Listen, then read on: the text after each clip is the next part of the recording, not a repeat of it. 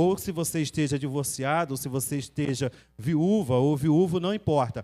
Você tem a sua família e você está representando ela aqui nessa noite. E Deus, como proveu para a viúva a provisão de encher a botija de azeite, teve sustento para ela e os filhos dela não precisou servir-se como escravo, como Deus proveu para a viúva, Deus também provou também no meio do casal, também no meio de um casamento ali, a vida também. Ele trouxe a vida e trouxe a esperança. E você que chegou aqui nessa noite hoje, está aqui nesse propósito conosco de março e abril, representando a sua família, eu tenho certeza que Deus vai prover para você a sua bênção, o seu sonho, aquilo que você deseja, aquilo que te incomoda, aquilo que te tira a tua esperança, que tira o teu brilho, o teu sorriso. Deus te criou segundo a imagem e semelhança dele, e você é imagem e semelhança dele. Você tem um rosto tão lindo, e você não pode trazer nesse rosto essa amargura, essa tristeza, que é nítida quando as pessoas olham para você e vê que em você há uma tristeza, há algo acontecendo dentro de você.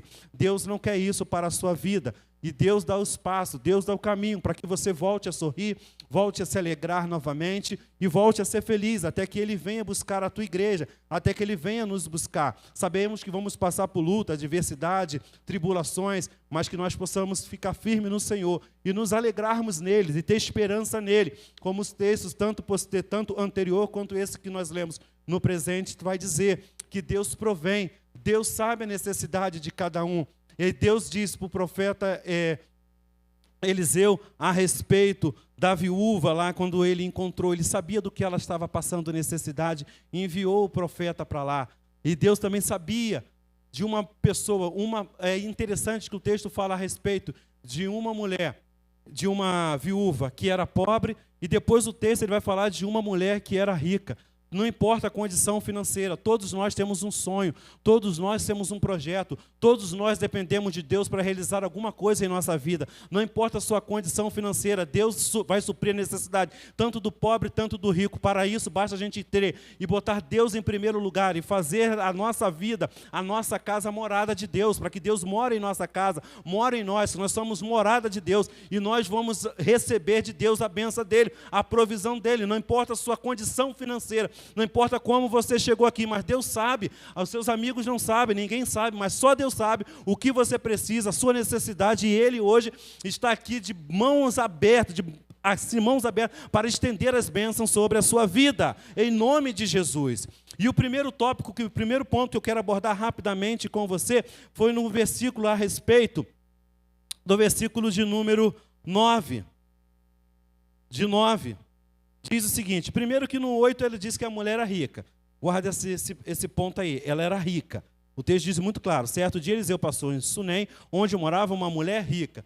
Situa-se que a família era rica. E no verso de número 9, ela diz o seguinte, façamos, veja que este homem passa sempre por aqui, e é um santo homem de Deus. Vamos fazer um quarto pequeno no terraço da casa e colocar nele uma cama, uma mesa, uma cadeira, uma lamparina. Assim, quando ele vier à nossa casa, poderá ficar ali. A primeira atitude que esse casal tome, a primeira atitude que nós precisamos tomar para a nossa vida, para o nosso crescimento como família. A primeira coisa, o profeta era um representante de Deus naquela época. No Antigo Testamento, Deus vai se revelando progressivamente. Então, o profeta era uma representação de Deus. E a primeira coisa que essa mulher tem, e a primeira coisa que essa mulher toma como uma atitude é olhar o profeta, olhar o homem de Deus.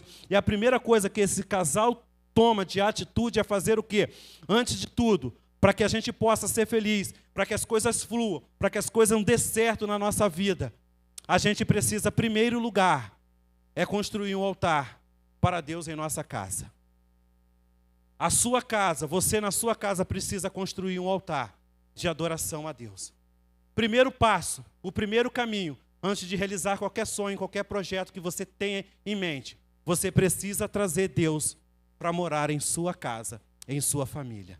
E não somente a morada física, mas a morada espiritual também. Porque no Antigo Testamento nós temos a morada física, que era o templo, a construção do templo onde Deus habitava. Mas Jesus Cristo em João diz, destrua esse templo que em 3 dias reconstruirei. É a morada física.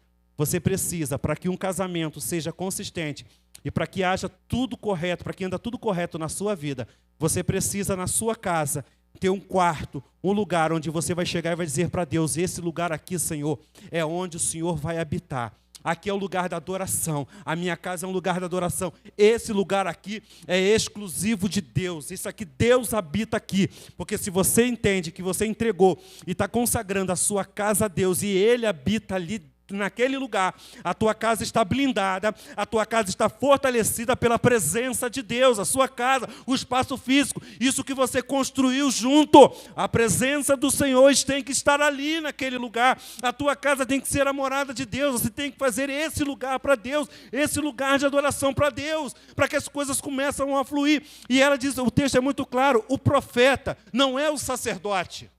É o profeta, a representação de Deus. Sabe o que isso quer dizer? É que ela faz um altar para ouvir o que Deus quer dizer para ela. Não é ela levar. O sacerdote levava os pedidos a Deus. Aqui, o profeta, ele traz a mensagem de Deus para o povo. Ela fez um quartinho porque ela queria ouvir o que Deus quer. Como que eu tenho que andar? Eu quero ouvir a voz de Deus, as minhas decisões estão certas, as minhas atitudes estão certas, o que eu estou fazendo está certo. Eu quero ouvir a voz de Deus, eu quero que Deus direcione a minha casa, eu quero que Deus direcione a minha vida, eu quero ouvir a voz de Deus. Então eu preciso construir um altar de adoração na minha casa. A minha casa precisa ser de Deus, eu preciso ouvir o que Deus tem para falar comigo. E é isso que a primeira atitude dessa família. É trazer o profeta, trazer um homem de Deus, é trazer Deus para a nossa casa, para saber o que Deus quer falar conosco. Em meias tribulações e meias lutas, você precisa ouvir o que Deus tem para te dizer. Faça um lugar de adoração na sua casa nessa noite. Quando você sair daqui, consagra um lugar de adoração na sua casa física. E quando você chega, e hoje você vai fazer aqui o espiritual, é para abrir o teu coração, para que Deus faça morada dentro do seu coração. A minha vida é morada de Jesus Cristo, é morada de Deus, é morada do Espírito Santo. A minha vida é morada dele. Tanto a física quanto a espiritual, eu entrego hoje ao Senhor. É o primeiro passo para um lar feliz. Primeiro passo para uma vida abençoada. Antes de você pensar em qualquer coisa, em qualquer ato de prosperidade, em qualquer ato que você for fazer, se você não entender que, em primeiro lugar, na sua vida, precisa construir um altar de adoração para Deus, as coisas não vão fluir. Porque você precisa ouvir o que Deus quer dizer para o seu casamento, para a sua vida e para a sua família, em nome de Jesus. O segundo tópico, o segundo ponto. Segundo tópico, que todos temos um sonho a realizar. Depois que essa mulher, ela faz um quartinho para o profeta, o texto vai dizer o seguinte no versículo de número 12. Versículo 12 disse: então disse ao seu moço Geazi: chama esta sunamita. Chamando a ele, ela se pôs diante do profeta. Esse dissera ao seu moço: disse, eis que tu nos tens tratado com muita abnegação, que se há de fazer por ti? Haverá alguma coisa que fale ao teu favor, ao rei ou ao comandante do exército? Ela respondeu: habito no meio do meu povo, não preciso de mais nada, eu estou bem. A mulher era rica, então ela vai dizer no primeiro momento o seguinte: vai bem, está tudo bem, habito no meio do meu povo. Talvez hoje você chegou aqui nessa noite, eu vou dizer para você, irmão, pode estar bem para você, mas Deus quer dar muito a mais do que você possa imaginar. Porque ela chegou e disse: está tudo bem, eu sou rica, tenho as coisas, tenho tudo. Mas Deus sabe, e Deus conhece o verdadeiro coração do ser humano. Talvez você possa estar dizendo, às vezes você até diz mesmo, quando as pessoas te encontram: ei, como é que está você? Está tudo bem. Está tudo bem quando você fala para o outro, mas Deus sabe no fundo do teu coração que não está nada bem. Deus sabe que falta sempre alguma coisa para te completar. Está faltando alguma coisa. Você pode estar passando um momento, hoje eu estou meio esqueci daquele problema. Aí você está meio, mas Deus sabe que você precisa de alguma coisa. E como o profeta era um representante de Deus, ele perguntou, e Deus está perguntando hoje, aí é você com Deus. Deus vai te perguntar nessa noite: o que que você precisa? E aí cabe a você responder. Só que aqui a mulher perguntou, homem a homem. Geazi foi lá perguntar. Só que hoje, agora, como o véu do templo foi rasgado, você tem acesso direto ao Pai. Então hoje você vai e Deus te pergunta, o que você precisa? Deus hoje está perguntando, o que você precisa?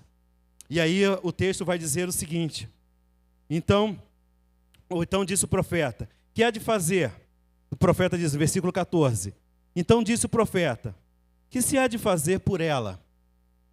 Geazi respondeu, ora, ela não tem filho e seu marido é velho. Ela tinha tudo, para ela do jeito que estava. E tem gente que é assim, né? Irmão, tá bom, eu tenho Deus, tenho tudo. Mas só que Deus gosta de abençoar, irmão. A diferença é que Deus te ama e gosta de abençoar. A diferença é que Deus gosta de fazer a obra, gosta de ver você feliz. Mesmo Ele sabendo, você fez tudo certinho, você fez um altar de adoração, você construiu, você fez tudo